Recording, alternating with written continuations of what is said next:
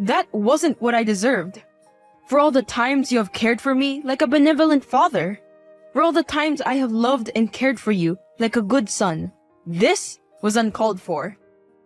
The audacity you have to seek understanding with me after what you did. All you should be seeking right now is a downright apology. Because as much as I hate to say it, son, you deserved that slap. And even more than that, you're lucky that Jessica stayed my hand in her kindness. Even though you've done her such great disrespect, you should be ashamed of yourself. That's big of you to say that, Dad. Mighty big. First, the missing ring. That she accused me of thieving and consuming for a party. And then the ruined car. That she accused me of smashing while drunk driving. You have remanded me both times for the crime I didn't commit. Because I don't know where the ring went, and I didn't even go out the day the car was smashed. But I stayed quiet, for the sake of respect I have for you. But then, she accuses me of trying to sexually engage her while in her bathrobe? Is she nuts? And what about you? You didn't even try to investigate the truth. You just slapped me in front of everyone. Shut up, John. I should have known it sooner. You've lost your manners to your own perversion. It's disgusting that my own son tried to harass my innocent wife. A stepmother who advocated him on every front. A woman who loved me in my old years. My own form, my own blood tried to harm her. Just listen to yourself, Dad. Just listen to yourself. That woman has your brain held in her grasp. And now she has got a man as reasonable as you to slap his own son. Does all that your new wife says should be always true without any objection? Even if the allegation is about your own son? And an allegation as berating as that? You're as berated as whatever you have done to us. I should have known.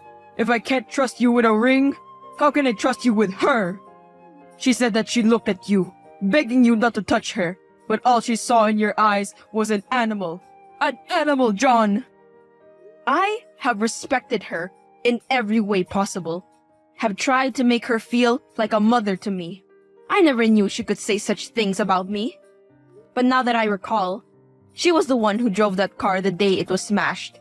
And the ring she never took off her finger cannot be stolen by someone else. But you never tried to say a word to her in my defense, even though she didn't give any proof for her accusations.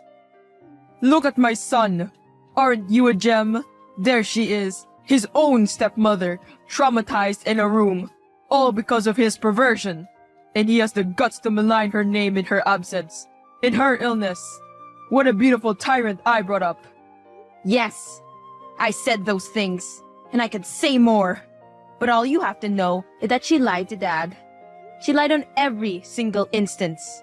I don't know why she did that, but she was lying. Trust me, please! I have got no trust left to spare for animals like you. I should have done more than just a slap. Should have got you arrested.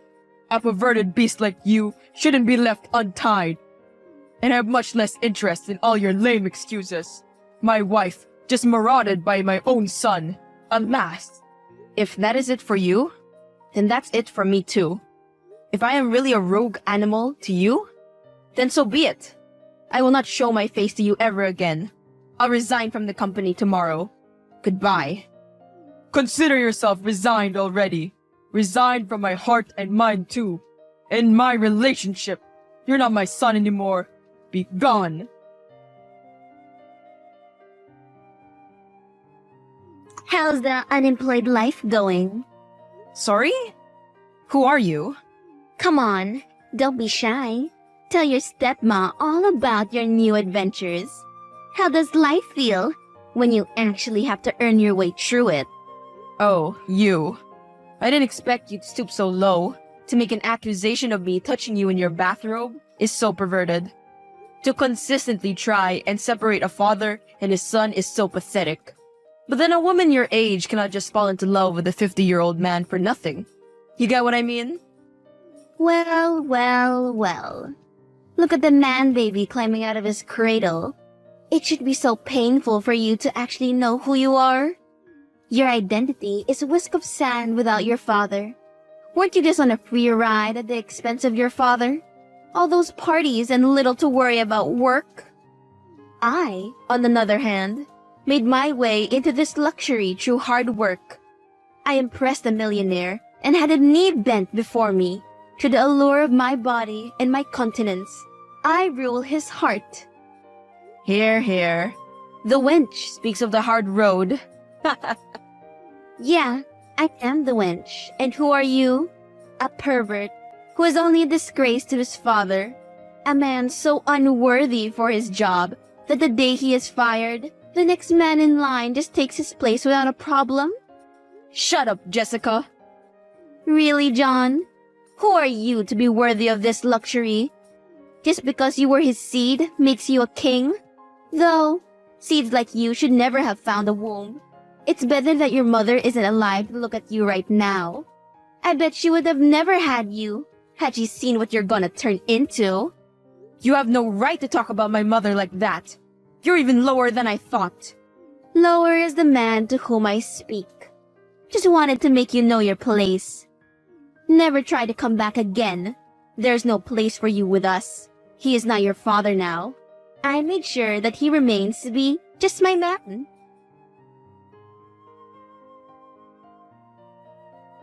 Hey, please update me on the progress. Are the things final yet from your end? Yes, sir. Almost done with all the fiscal settings.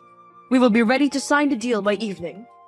Great. So, if things go well, we will cut the biggest business deal in the entire state today. Talk about the competitive edge we will have over our rivals right now. We might just run the other firms dry. Yes, sir, you're right about that. But there's a slight pickle about it too. And what would that be? Mr. Jeremy Jefferson called me on our official telephone line today. Please check with me before you cut a deal this evening, he said. He was pretty insistent that we should not go solo into this project. Aha. But why so? He said that a business alliance with Jefferson Industries in this deal would do us better. Doing otherwise would ruin both companies. And why should we share our contract with a rival firm we have beaten already? What are the chances of this ruin? What is even this ruin in the first place? Exactly, sir. I asked him the same questions, but I couldn't get the right answer. He became rather enraged at my professional tacit, threatened me and finally cut the call. That's my father for you. Never providing proofs for his assumptions, never accepting any questions about his assumptions, and never admitting that he might be wrong. But sir, what's your decision? Because in the end, it's still your call. This mega deal will saturate the workflow towards us and greatly affect the rival businesses. It might even bankrupt some of them, and your father's firm is the #1 contender for total collapse. The whole team would understand your choice if you don't go on to sign this deal without an alliance with your father's business. And why would I do so? Why shouldn't I rather understand? Do my intelligent employees expect them to understand me and my sentiments for my father? It's not fair. I am not a boss, rather a leader. My men have earned this deal with their own dedication. We won't share this glory with another just because he is a close relative. And on the other hand, his product is already facing decline. What alliance can he give us business-wise anyways? At this point, none, sir.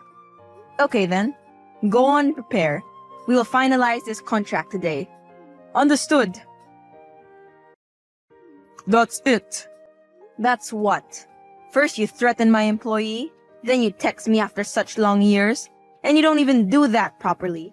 Had you known the pain of living with the word animal for so many years, you would have had better words to speak. That's it, John. You win, I lose. Are you happy now? Ha, John? I mean, you do have your vengeance, finally. You have walked over your own father. I can't swallow the fact that even after so many years, your envy for whatever I had is alive. Dad?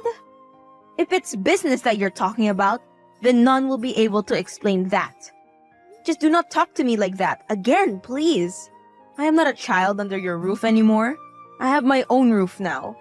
I don't need to be the devil to you when you already have one by your side. Don't call me dad just after rating me of everything I earned with hard work of life. my business, my income, and my career.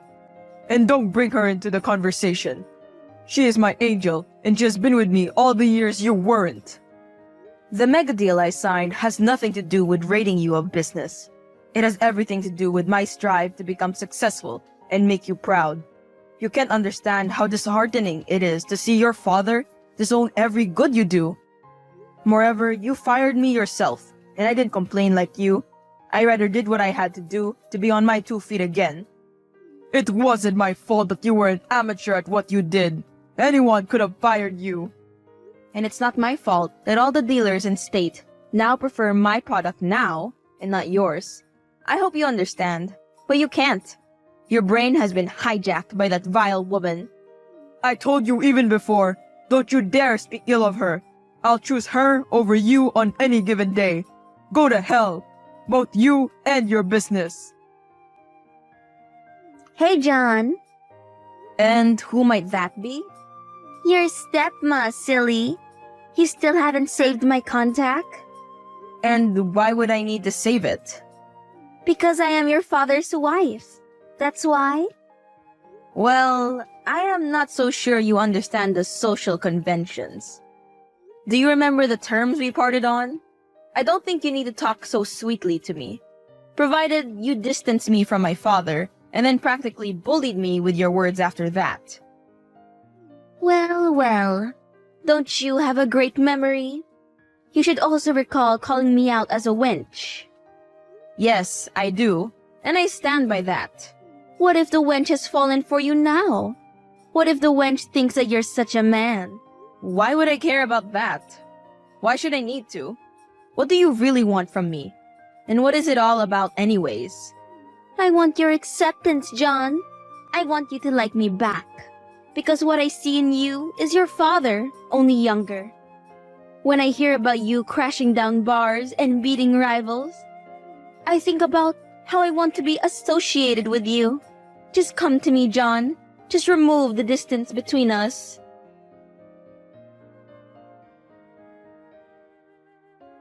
I am perplexed, Jessica.